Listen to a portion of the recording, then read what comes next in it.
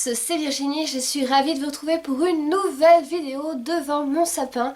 Donc je ne sais pas exactement quand sortira cette vidéo, mais pour tout vous dire, je l'ai fait un petit peu en avance, donc environ un mois à l'avance. Comme promis, je voulais vous faire une vidéo, je vous l'avais promise, sur les livres de Twinkle Édition. Donc cette vidéo sera dédiée à ces livres-là, les livres de cette maison d'édition qui propose régulièrement des financements participatifs sur le site Ulule, donc avec des petits goodies en général supplémentaires avec leurs livres.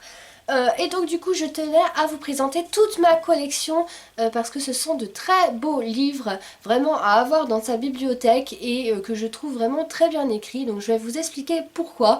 Je vous propose de lire ensemble en fait les quatrièmes de couverture et qu'ensuite je vous fasse un petit topo sur ce que j'en avais pensé. Donc il y en a que j'ai lu il y a déjà un petit moment, il y en a d'autres, le dernier en date en fait que j'ai lu très récemment. Donc voilà, je vais vous dire un petit peu ceux que j'ai préférés et pourquoi.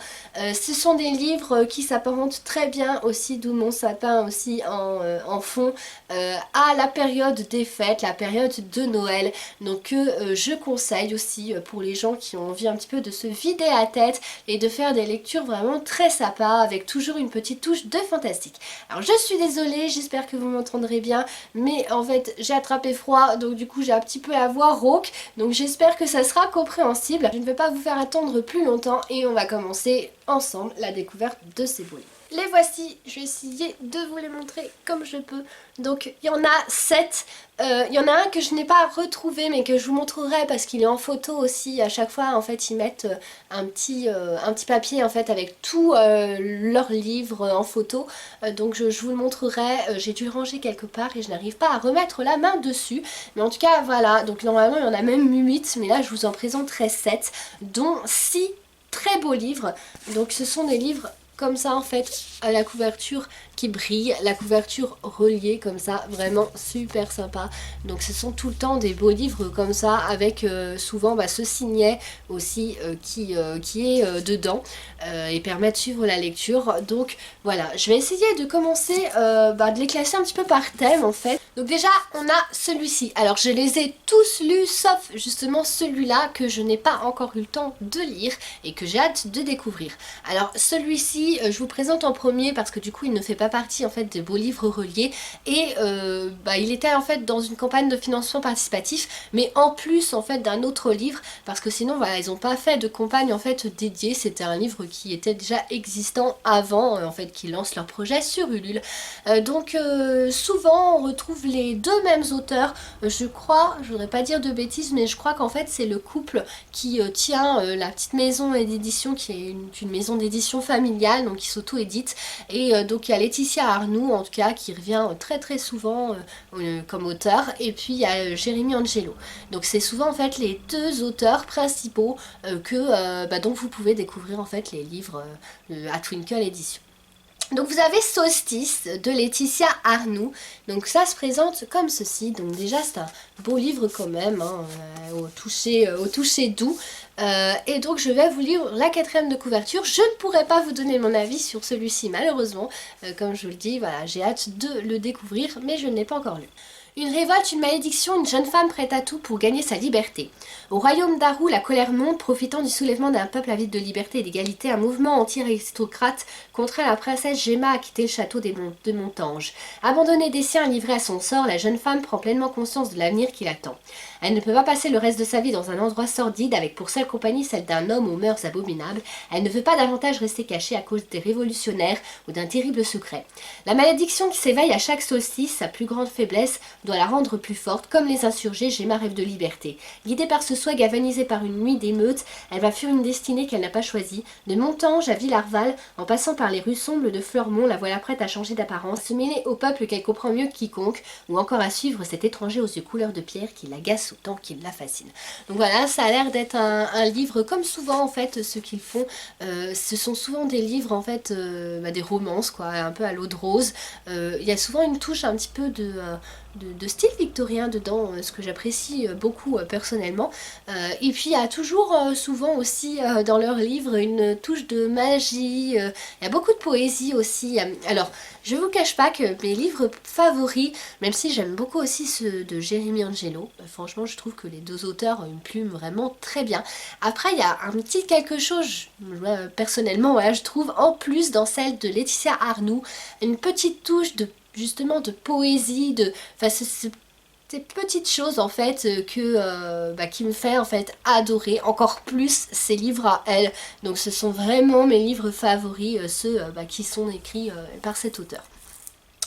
Donc voilà, Solstice, ça a l'air très sympa, donc à découvrir et je vous dirai ce que j'en aurais pensé. Vous retrouverez aussi dans d'autres vidéos mes présentations des autres livres de cette maison d'édition. Ensuite, on va rester dans ce côté romance, mais on va passer aux romances vraiment que je classerais dans des romances de Noël. Donc vraiment que je vous conseillerais à lire pour Noël.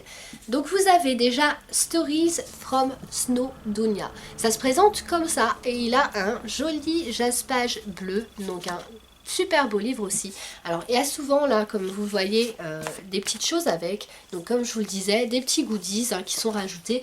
Là par exemple on avait un petit livre de recettes et légendes. Je n'ai pas testé, mais je pense que ça peut être assez sympa de tester un jour ces recettes là. Ce sont des recettes en plus de Noël, des recettes américaines. Vous avez le Christmas, enfin américaine ou anglaise, Christmas pudding, vous avez les pasties, donc etc. etc. Même d'Écosse, parce que là vous avez Welsh Rarebits par exemple. Donc voilà, mais en tout cas sympa. Ce livre a la particularité d'être décomposé en 2 livres avec 2 histoires différentes. Donc je vous lis la 4e de couverture. 1899, Laurine, 17 ans, aime sa vie telle qu'elle est dans les montagnes jurassiennes. Se marier, elle n'y pense pas, mais son existence est bouleversée quand son père, ruiné, l'envoie vivre au Pays de Galles, chez un grand-oncle dont elle ignore tout. Laurine doit se résoudre à y passer l'hiver, seule et déboussolée, elle débarque à Conwy, porte d'entrée d'un immense parc naturel, Snowdonia. Si Henry Arlington, son grand-oncle, l'accueille à bras ouverts, ce n'est pas le cas de Driston, le jeune homme à tout faire du manoir qui va être missionné pour lui faire découvrir la région. Et le deuxième, Avalonia. Novembre 1900, Alice, étudiante dans la prestigieuse université de Cardiff, a décidé de créer avec ses camarades un cénacle dédié aux mythes arthuriens, Avalonia. Mais le grand intendant ne l'entend pas de cette oreille. Les clubs privés sont interdits aux femmes et quand il découvre le poteau rose, Alice et ses acolytes sont renvoyés. Elle n'a plus qu'à accepter la proposition de son oncle, rentrer à Snowdonia pour y passer les fêtes de fin d'année. Mais avant son départ, elle prend un adorable chiot corgi sous son aile et fait la rencontre du beau Gideon, un violoniste lorrain qui risque de bouleverser sa vie et ses convictions. Donc en fait, de ce que je me souviens, parce que je l'ai lu il y a quand même bien longtemps, je pense au moins 1 an ce livre là, donc c'est un petit peu compliqué parfois de me rappeler, un petit peu j'oublie vite, même quand j'ai adoré la lecture, donc j'avais vraiment aimé cette romance sympa de Noël à lire pour les fêtes. Ce que j'avais aimé c'est un petit peu, je crois, si je ne me trompe pas, que les 2 histoires en fait se rassemblent et en fait les personnages de la première vont intervenir en fait dans la deuxième histoire. Donc ce sont des romances comme la 4e de couverture le laisse présager, et c'est des romances vraiment sympas à lire.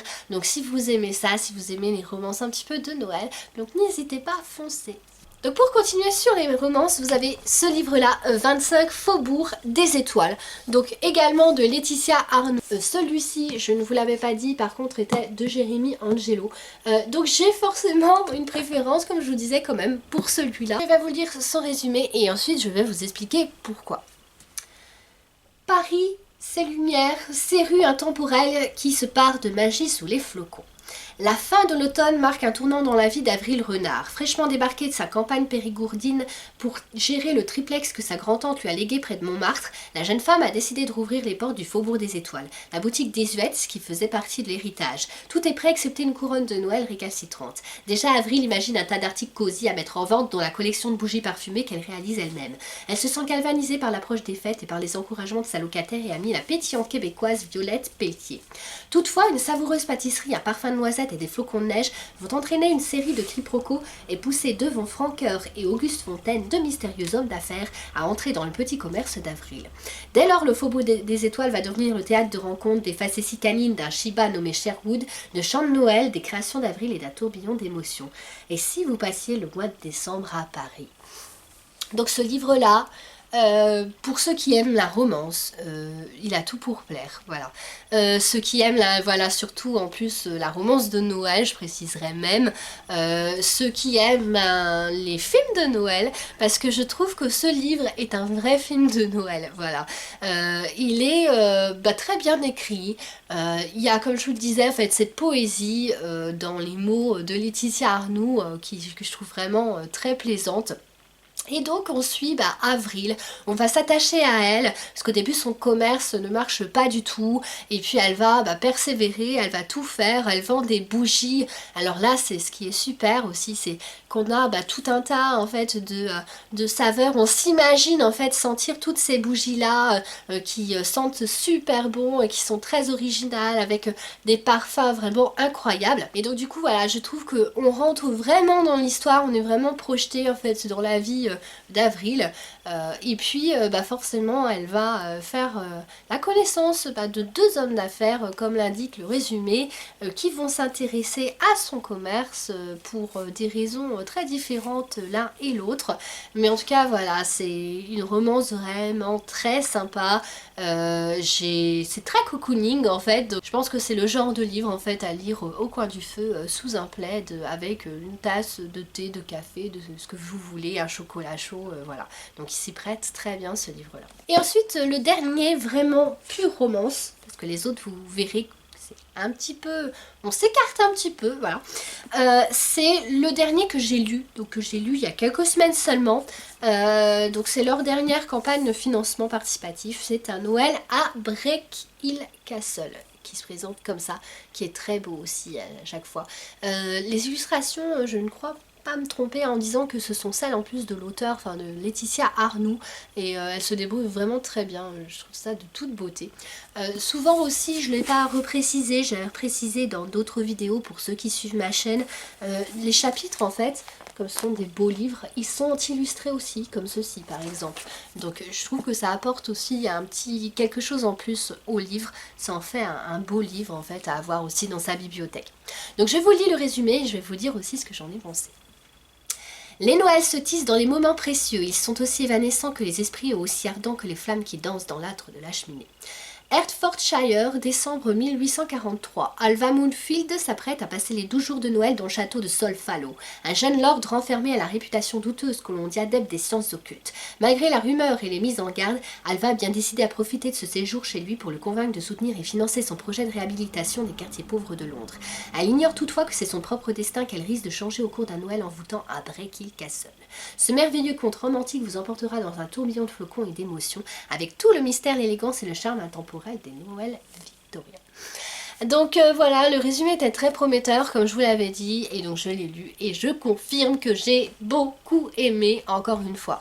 Donc là on est projeté totalement dans la période victorienne, donc on va suivre cette Alva qui est une femme vraiment sympa en fait quoi. On s'attache tout de suite à elle. Par contre on s'attache beaucoup moins au jeune lord justement renfermé, parce qu'il a une très mauvaise réputation. On apprend qu'il serait frivole, qu'il s'amuserait avec les femmes, on apprend qu'il s'adonnerait à des séances de spiritisme, des séances occultes, etc. Donc il y a un petit côté diabolique.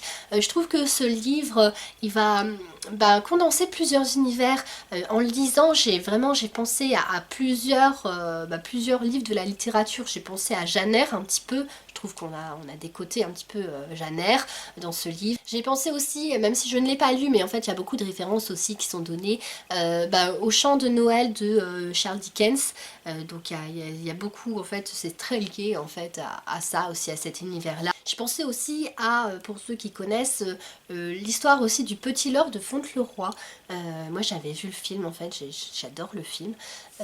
Et donc voilà, c'est vraiment ce genre d'univers-là pour ceux qui connaissent, qu'on retrouve, je trouve, dans ce roman. Donc ce qui m'a plu, c'est qu'en fait, cette jeune Alva, elle va être très courageuse, elle va aller trouver ce lord justement qui a pourtant une très mauvaise réputation, et elle va se déguiser en homme en fait, parce que justement elle veut pas qu'en tant que femme il essaye de la séduire ou quoi, et en fait elle va le rencontrer peu à peu, elle va faire sa connaissance, forcément il y a une romance en fait qui va se développer là-dessus. Ce que j'aime bien aussi, c'est que forcément on est dans le thème en fait de l'Angleterre, etc. Donc on va retrouver aussi des traditions. Je crois que lui, de son côté, en fait, ils étaient, je sais plus si c'est gallois ou irlandais, et donc du coup en fait on retrouve plein de traditions aussi de Noël qui sont intégrées dans ce livre là, et voilà, je trouve ça vraiment très sympathique. Donc comme je vous le disais, vraiment ce livre il me fait penser à des adaptations cinématographiques, ou même à des livres en fait de la littérature anglaise tels que Jane Eyre, comme je vous le disais. Je trouve qu'il a vraiment ce côté là. Il a un petit côté sombre, mais au final tout finit bien, voilà, ça finit en happy end, donc c'est une romance vraiment plaisante aussi à lire, que je vous conseille. Donc ensuite il m'en reste 3. Il y en a un aussi qui peut s'apparenter également à une romance, mais qui est un petit peu plus... là encore en fait il est très lié, disons que c'est un peu une réadaptation si vous voulez du Fantôme de Canterville. Là pour le coup on est vraiment en fait dans ce thème là, et c'est l'esprit des cafés suspendus. Donc ce qui est vraiment top, c'est qu'on va reprendre, alors je ne l'ai pas lu le Fantôme de Canterville, mais du coup je me doute que ça reprend quand même beaucoup de codes en fait de ce livre là, de la littérature. Donc vous avez forcément un fantôme, vous avez une jeune femme qui vend des maisons, donc qui va se retrouver face à face avec lui quelque part, et donc il va y avoir toute une aventure aussi qui va en découler, et l'esprit des cafés suspendus, parce que du coup vous avez un fantôme, donc l'esprit, et les cafés suspendus, donc ça je trouve ça vraiment sympa. Je sais pas si ça existe, enfin je pense que ça existe, que l'auteur, du coup Jeremy Angelo, s'est inspiré en fait d'une vraie tradition, mais du coup je trouve ça vraiment très original, parce que les cafés suspendus ce sont des cafés qui sont offerts, du moins dans le bar en fait, qui apparaît dans ce livre là, qui sont offerts à des gens en fait qui ne peuvent pas se les payer, et ça c'est super top, parce que du coup en payant son café, la personne va donner 1 euro ou quoi, enfin elle va donner un petit quelque chose en plus, et du coup le barman, enfin le garçon de café, voilà, va écrire sur un tableau il reste tant de cafés suspendus, et puis si il y a quelqu'un qui rentre, qui en a besoin, et il peut le demander, puis il aura un café qui sera payé par une autre personne. Donc voilà, c'est un bel exemple de solidarité. C'est aussi très lié aux fêtes, ça, parce que quelque part voilà, c'est l'esprit des fêtes, c'est vraiment sympa. Je vais vous lire aussi la 4e de couverture. Un conte gothique d'aujourd'hui a un romantisme intemporel. Londonienne, Ella Wilde passe son temps entre l'agence immobilière pour laquelle elle travaille et l'appartement de Camden Town où elle vit en colocation avec Felicity. Quand le directeur de l'agence lui confie sa nouvelle mission, Ella n'en revient pas, elle doit expertiser le manoir qui a appartenu à son aïeul et qui abriterait, selon des légendes familiales, l'esprit de Sir Simon. Heureusement qu'elle n'a jamais cru aux fantômes. Simon Canterville n'a pas quitté son manoir depuis des lustres, mais quand Ella Wilde pousse les portes du bâtiment, il croit voir une image du passé. La jeune femme ressemble trait pour trait à celle qu'il a tant aimée. Sidéré par cette rencontre, Simon décide de suivre Ella. Les pas de la jeune femme le mènent jusqu'au Victorian Café, un pub tenu par Giovanni, où il est coutume de payer plusieurs cafés, de n'en boire qu'un seul et de laisser ses cafés suspendus pour des personnes sans sous qui auraient besoin de réconfort. Donc voilà, donc en fait le résumé résume à merveille en fait ce livre-là. Donc voilà, j'ai beaucoup aimé. Comme je vous dis, je préfère un petit peu moins les livres de Jeremy Angelo pour le moment à ceux de Laetitia Harlow, mais il n'empêche que ça reste un livre qui est émouvant. Voilà, j'aime beaucoup en fait cet univers en fait des deux auteurs qui est entre l'époque victorienne, et puis surtout au fait qui me donne envie vraiment de lire, c'était peut-être le but, je sais pas, mais qui me donne envie de lire aussi Le Fantôme de Canterville. Donc peut-être que je ferai aussi un de ces jours. J'aime bien aussi lire parfois un petit peu de littérature. Donc voilà. Alors l'avant-dernier, c'est un petit livre un petit peu particulier là, pour le coup. C'est la bibliothèque du manoir. Vous avez 10 contes particuliers pour un automne victorien.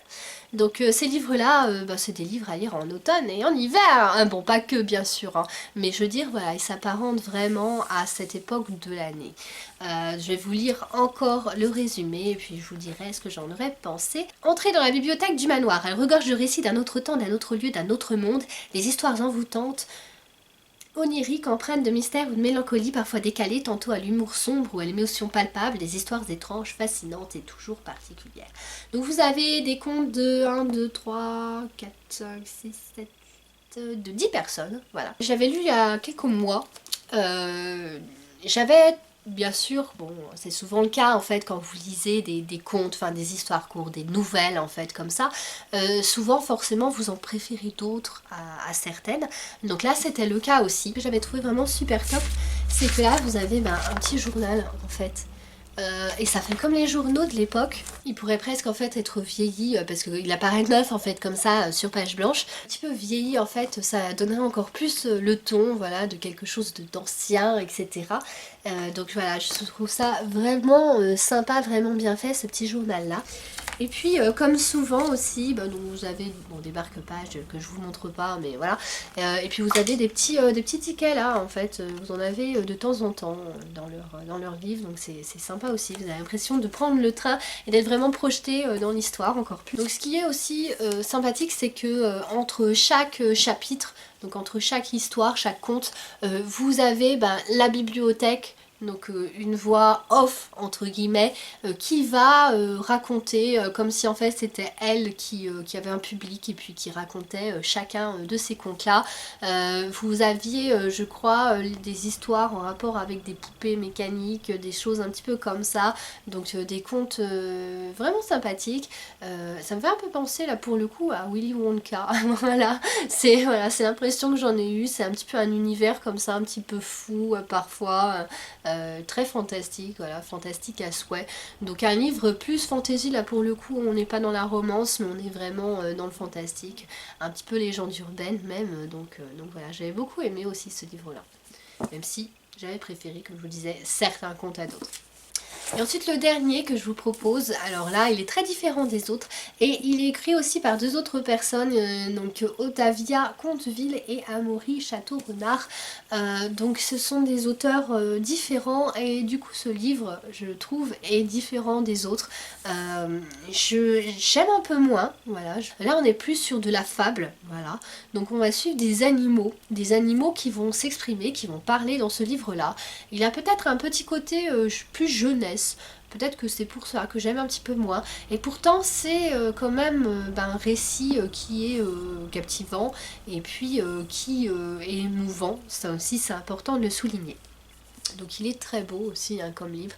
Donc c'est Les Gardiens de Saulune. Ça se présente comme ceci. Une éblouissante fable animalière et sylvestre. Quand la fausse nuit tombe sur Saulune, le renard Mabon et la chouette Ulule, gardiens du clan de la nuit, doivent sonner l'alerte. Car si les diurnes ont flairé le danger, les nocturnes, eux, s'éveillent au moment où s'abat le fléau. De leur côté, le loup Imbolc et le lièvre Ostara ont pour tâche de sortir l'ours de son sommeil d'hiver. Dès lors, guidés par l'instinct de l'amitié, les gardiens entament une quête pour la sauvegarde de leur habitat et de Saulune. Donc en fait voilà, tout simplement le péril qui les guette, c'est que la forêt va prendre feu. Et donc les animaux vont tout faire pour essayer de se sauver les uns les autres, de s'entraider, comme et même ceux qui n'étaient pas trop des amis vont le devenir. Donc en fait voilà, c'est une vraie ode à l'entraide et un petit côté aussi écologie forcément dans ce livre là, avec un petit peu en fait la dangerosité là qui est montrée de l'homme face à la nature, voilà ce qu'il peut faire. Et par contre c'est pas tourné vraiment que sur le côté mauvais, hein, puisqu'il y a des hommes qui eux au contraire vont prêter main forte aussi à ces animaux. Donc en fait on voit les deux côtés, hein, comme l'espèce humaine finalement, le côté plus sombre et le côté plus lumineux, hein, donc cette dualité en fait qu'on retrouve dans ce livre là. Donc c'est un livre pour ceux qui aiment les animaux, qui aiment les fables, qui aiment les choses un petit peu sympas, un petit côté young adulte, comme je disais, un petit peu jeunesse.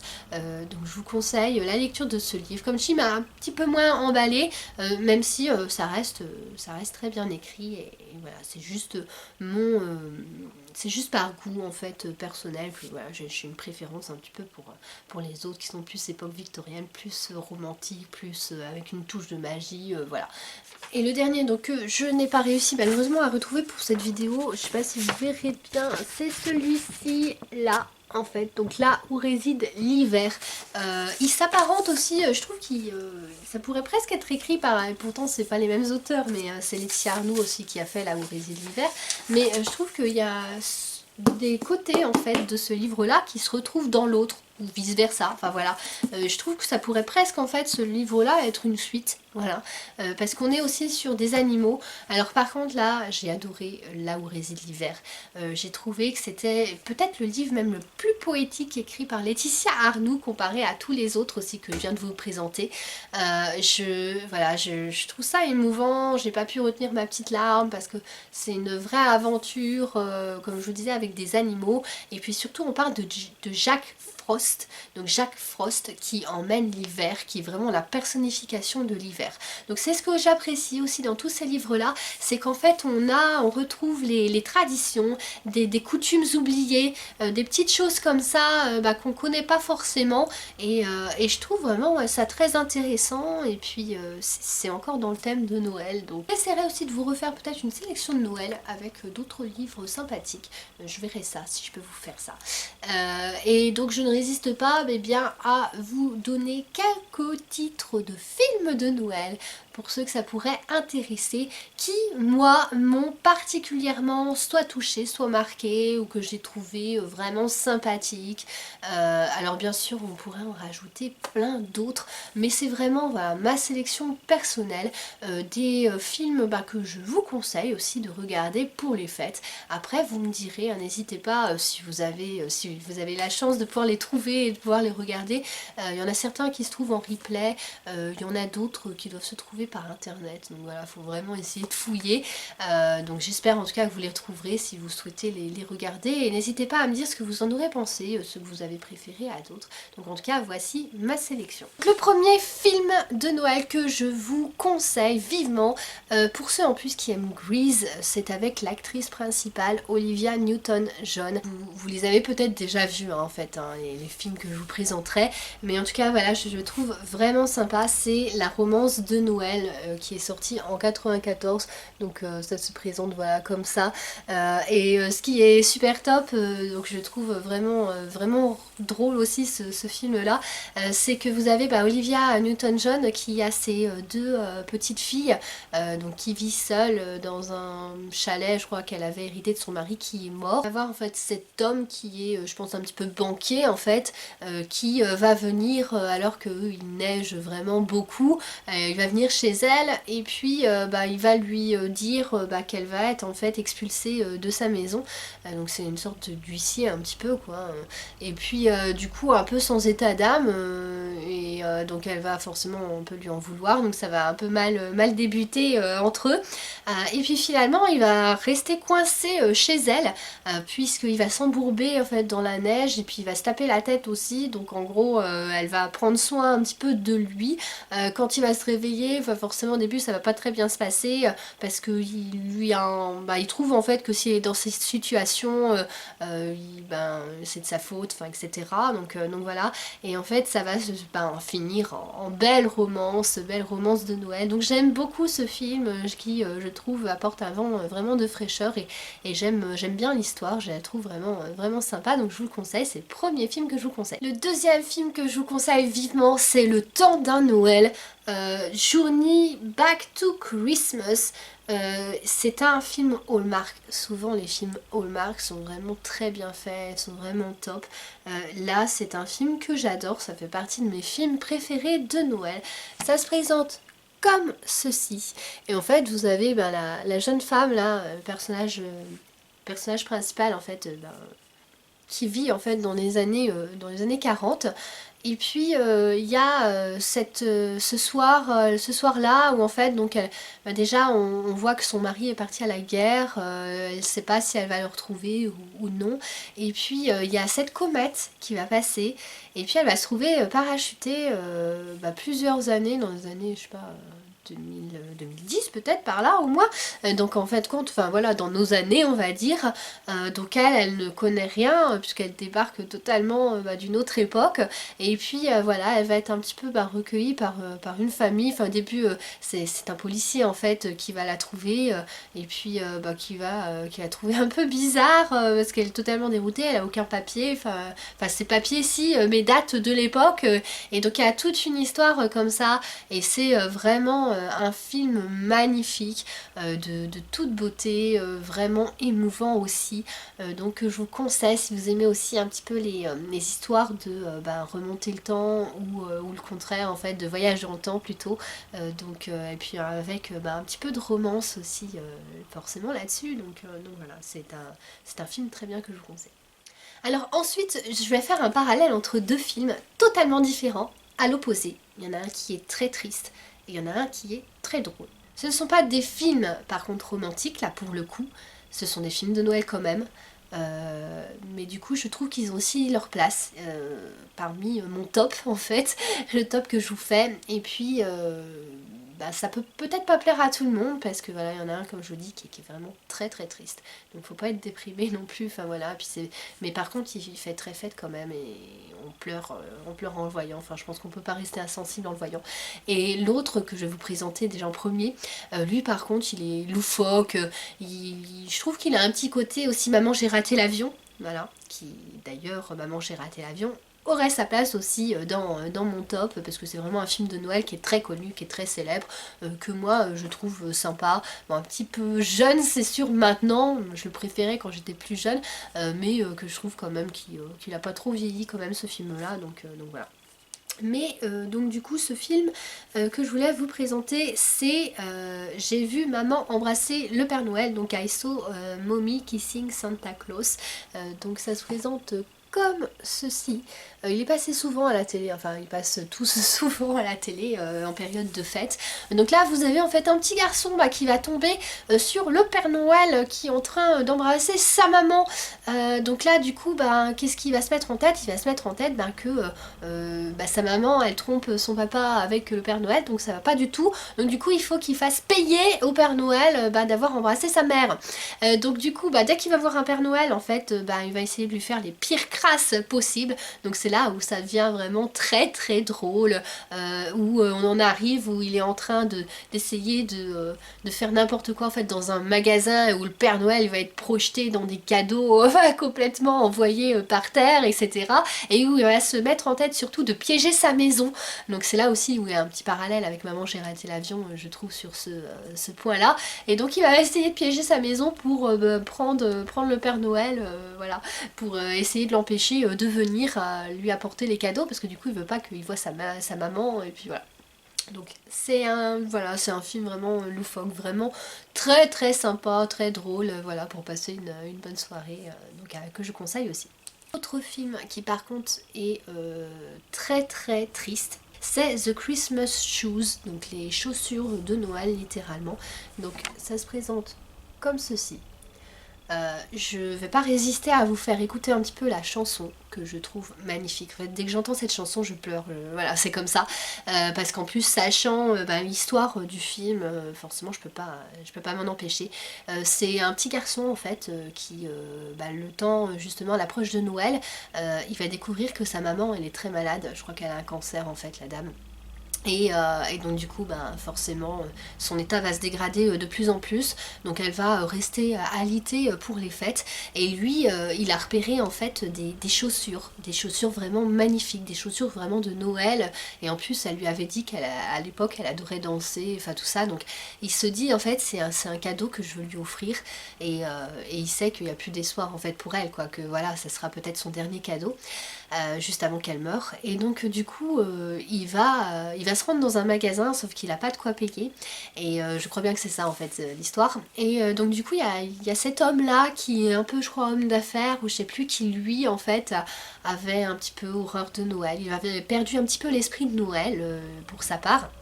Et donc il va voir ce gamin là, au début en fait il sait pas pourquoi et tout ça, et puis sur un peu un coup de tête, il va lui offrir en fait, il va lui dire allez je vais faire une bonne action de Noël et je vais offrir ces chaussures là.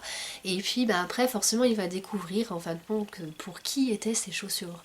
Donc ça va voilà, donner quelque chose vraiment de très émouvant.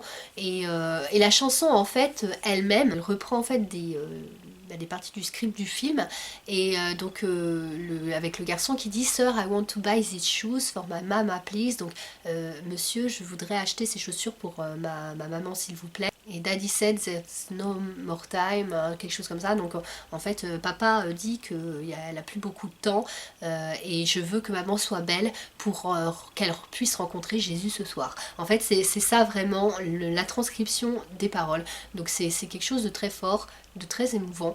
Et forcément, ça fait penser à tous ces gens à qui on ne pense malheureusement pas forcément en ces périodes de fête où c'est censé être gai, c'est censé être heureux et des moments forts, des moments de rencontre aussi, de la famille, etc., des amis, de partage. Mais voilà, il faut penser aussi à tous ces gens qui n'ont pas la chance d'avoir de bons Noël, qui ont perdu des gens ou dont des proches sont malades ou qui sont eux-mêmes malades. Donc voilà, j'ai une pensée aussi encore plus forte pour ces gens-là et en voyant ce film. Si toutefois ça coupe à la vidéo parce que du coup j'ai pas les droits pour la chanson, n'hésitez pas à regarder, je vous mettrai le lien en fait vers cette chanson, la chanson de ce film qui est très émouvante. Donc en fait c'est en gros, alors je vous dis en plus j'ai mal à la gorge donc ça va être affreux, mais c'est Sir, I want to buy these shoes for my mama, please. It's Christmas Eve and these shoes are just a size. Could you hurry, please? Daddy says there's not much time. You see, she's been sick for quite a while, and I know these shoes will make her smile. And I wondered you look beautiful if Mama meet Jesus tonight. Voilà du coup comment est cette chanson-là. Je vous conseille de regarder la vidéo pour ceux que ça intéresserait de la personne qui chante, c'est beaucoup mieux, voilà. Donc je vous mettrai le lien en bas de la vidéo pour ceux que ça intéresserait. Ensuite, le prochain film que je voudrais vous présenter, c'est Une couronne pour Noël. C'est un film aussi très bien. Alors avec Danica McKellar, on la voit dans beaucoup de films de Noël et je la trouve vraiment très bien en tant qu'actrice. Donc je vais vous montrer, ils l'ont aussi beaucoup diffusé ce film là. C'est un film de 2015 et aussi un Hallmark encore une fois. Donc ça se présente comme ceci et donc cette fille en fait qu'on voit ici, elle va aller dans une famille un petit peu en tant que gouvernante, mais une famille pas n'importe laquelle en fait, c'est un prince qui est avec sa jeune fille et donc du coup forcément elle va s'attacher un peu plus qu'il ne le faudrait à cette famille et à ce prince. Donc c'est une belle romance encore une fois de Noël et comme je vous le dis en fait j'aime beaucoup l'actrice, je trouve qu'il y a aussi beaucoup d'émotions dans ce film là, donc je vous le conseille également. Vous avez aussi Le Miracle de Noël, L'Ange de Noël aussi, ça ce sont des films aussi pas mal. Bon je vais passer assez rapidement parce que sinon la vidéo va être interminable. Je vous mettrai quelques autres films en fait, quelques autres titres en bas de la vidéo, donc pour que vous ayez un peu d'autres idées de films de Noël sympas à regarder. Voilà, j'espère que la vidéo vous aura plu. N'hésitez pas à laisser un commentaire, à me dire aussi si vous avez aimé cette sélection de films, si vous voudriez aussi pourquoi pas que je fasse d'autres vidéos sur plutôt des sélections de films comme ça à voir pour les fêtes, parce que ça sera plutôt dédié en fait à cette période de fête là, ce sera plutôt des vidéos vraiment spécifiques. Donc voilà. Merci d'avoir visionné cette vidéo, n'oubliez pas de vous abonner pour suivre les prochains contenus sur la chaîne. Salut à tous!